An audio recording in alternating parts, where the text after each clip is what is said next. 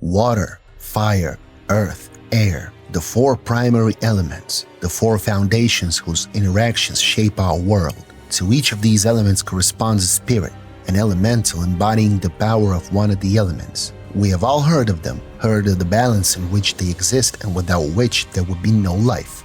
These images have penetrated deeply into the culture of the peoples of our world. They are everywhere, in literature, paintings, and even in science. They are the basis of much that exists today. And of course, they have not passed by video games. Elementals have become an integral part of the mythology of fantasy worlds, the basis of many amazing and beautiful stories. And one of these stories is connected to the Witcher universe. So let us find out who the elementals are, why they are so important to the history of our world, and why they play a crucial role in the Witcher of the universe. This is the Old Witcher. Before we begin, as always, we would like to thank our patrons who make it possible for us to publish videos on this channel on a regular basis. Thank you guys. Your support is incredibly motivating and helps the channel grow. Do join the ranks of these awesome people on Patreon or right here on YouTube. All the links are in the description, and let us begin.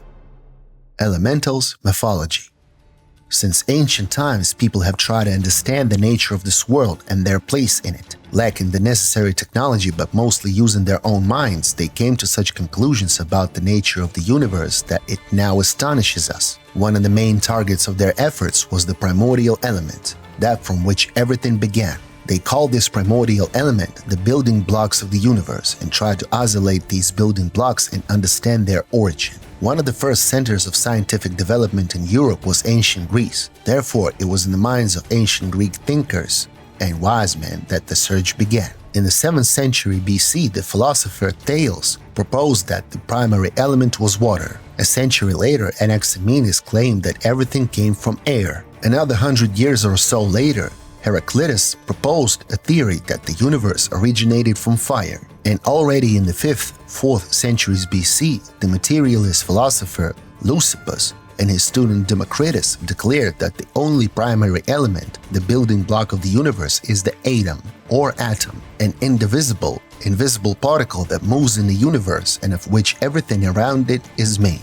It is worth remembering that we are still talking about the 5th century BC. Other theories developed in parallel. Aristotle believed that the primordial element was ether, associated with the human mind, and Pythagoras called numbers the building blocks of the universe, stating that everything is based on them and that with numbers alone you can create amazing things. He would probably be satisfied if he traveled in time and saw binary code in what people create with it today. The philosopher Anaximander, on the other hand, believed that the primary element was a pyrrhon, an indefinite, boundless, and infinite first substance. A pyrrhon is essentially in motion, and in this motion, the opposites of which everything is composed are distinguished. For example, light and darkness, cold and heat. Every great mind of that time was focused on the search for the elementals, and it was in the time of the ancient Greeks that the first tales of beings endowed with the qualities of the creators of the sought-after primary elements appeared. All of these theories were amazing, but in time they were put on the back burner because humanity did not need them. Wars, empires, and power took over people's minds. Ancient Greece was also forgotten. By the Middle Ages, though, the elemental quest paradigm had been almost completely forgotten. Unfortunately, only the great men of the New Age were able to revive it in the minds of men. Nearly 2,000 years after Democritus, the figure of Paracelsus, an alchemist, scientist, and philosopher who returned to the search for the primary elements, emerged in the world. As a result, he identified 4 mythical entities, each of which corresponded to one of the 4 elements. The air elementals were the sylphs, so-called mythical fae, pixies, sylvans, and dragonfly-winged elves. The earth elementals were called gnomes. Paracelsus described them as humanoid dwarfs up to 50 centimeters tall who rarely communicated with humans and could pass through stone and earth as easily as human could pass through space and air. The water elementals appeared as sea maidens, so-called undines. Slavic peoples called them mermaids. Those were beautiful ladies with fishtails instead of legs. Fire elementals were represented by salamanders.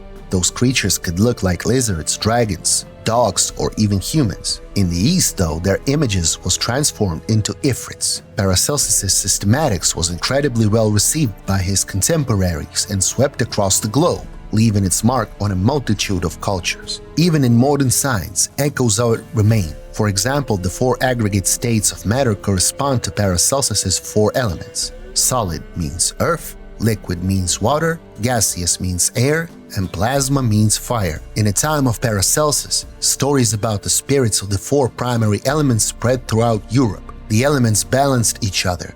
For water quenches fire, fire evaporates water accordingly.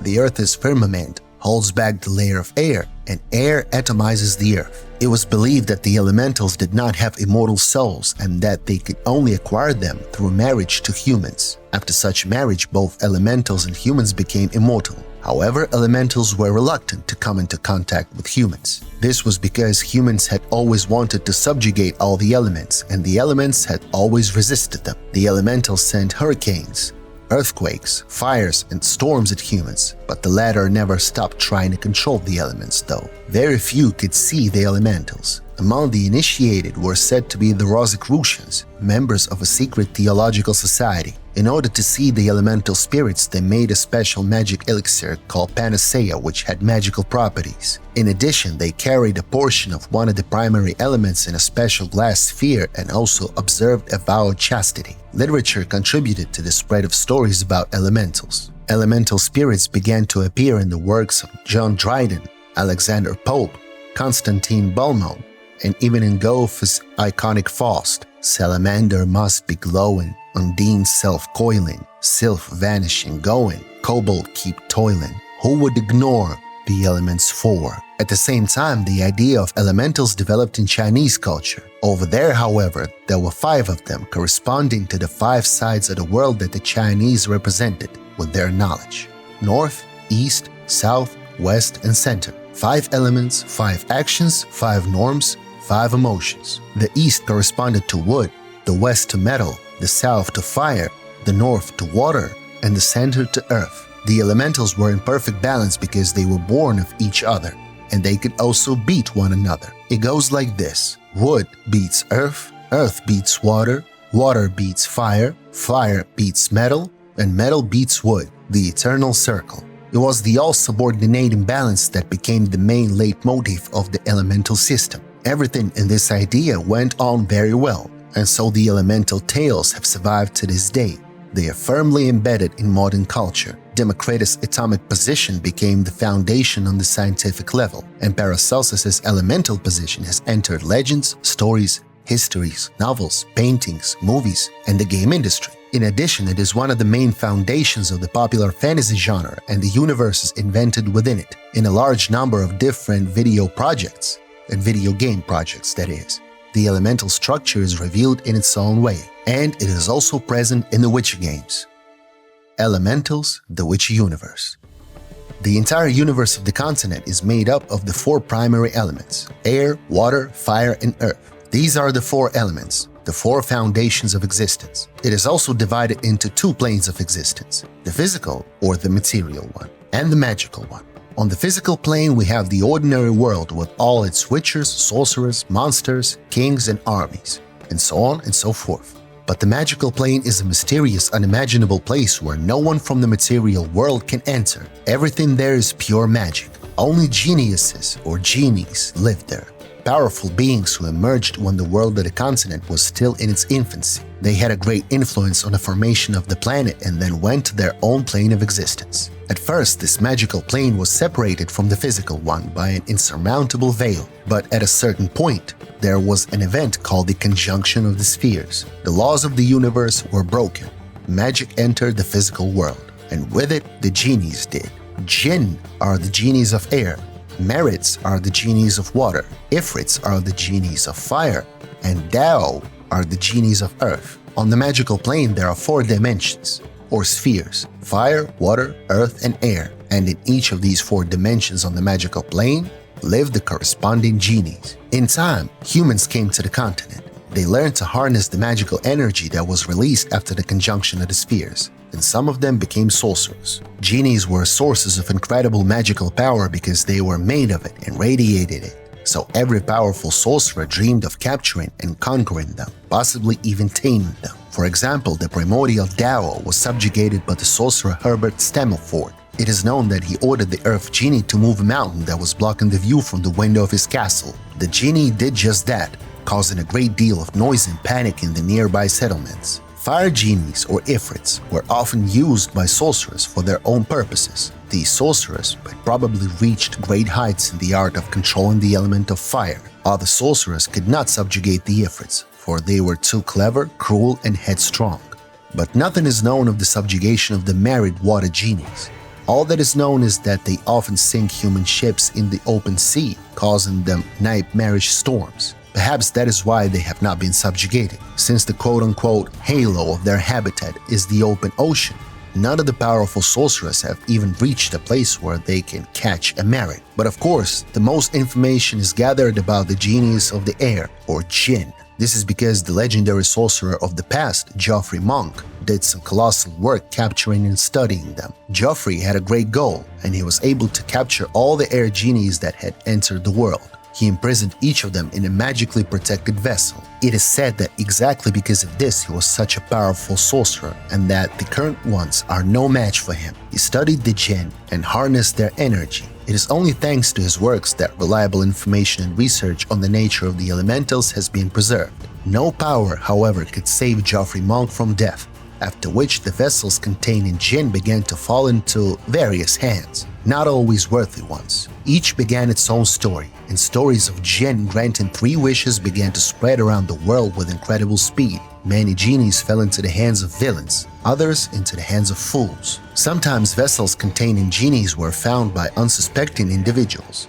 In any case, the discovery rarely boded well for the world of the continent. The Djinn, freed and angered by their imprisonment, could cause a lot of trouble in the places where they were freed. The Bestiary entry goes as follows. A Djinn is a powerful air spirit, a condensation of the power of that element, endowed with consciousness and character, the latter usually nasty. According to legend, Djinn can grant even the most far-fetched wishes, though they do so very begrudgingly. Unusually powerful mages can capture and tame these beings. The mage can then draw on its energy, using it to cast spells without having to call on power from traditional sources. Only a sparse handful have managed this feat. However, for a Djinn fight to avoid such a fate with stubborn determination. To imprison a Djinn and bend it to one's will, one must first weaken it, and that is no easy feat. Fighting a Djinn is extraordinarily difficult. They can fling off spells in an instant that the most accomplished human mages could never cast with years of preparation.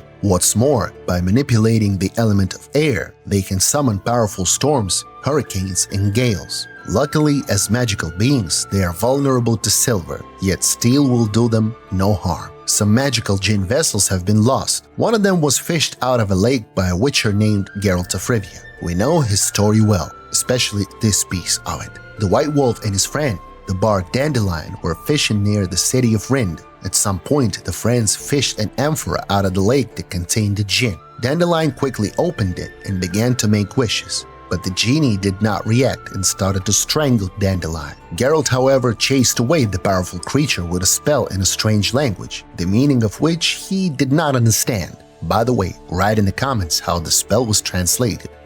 Dandelion was badly injured, and to save him, Geralt took his friend Rind to the sorceress Yennefer. She did heal the bard, but demanded the seal from the magic vessel in return. She really wanted to get her hands on the genie. When Geralt refused to give her the seal, Yennefer broke his will and subjugated him. Because of the sorceress, the Witcher was imprisoned, where he was beaten up by guards. He told one of them that he wished the guard had burst, and suddenly the latter did burst, standing everything around him with his insides. Geralt realized that he was making wishes and the Djinn was granting them, and so he decided to hurry out of the dungeon. The Djinn had already returned to Rind. It could not be released until the third wish was granted. The enraged Djinn began to destroy Rind, turning block after block into ruins. The sorceress Yennefer tried to subdue the Djinn, but she was unsuccessful. Only the Witcher had power over the Djinn, and with the help of the city mayor, Geralt made his way to the sorceress. He was suddenly drawn to Yennefer, felt that he needed her incredibly. There was something about her that was incredibly attractive, something that other women did not have. Suddenly he knew what he wanted, to be with her forever.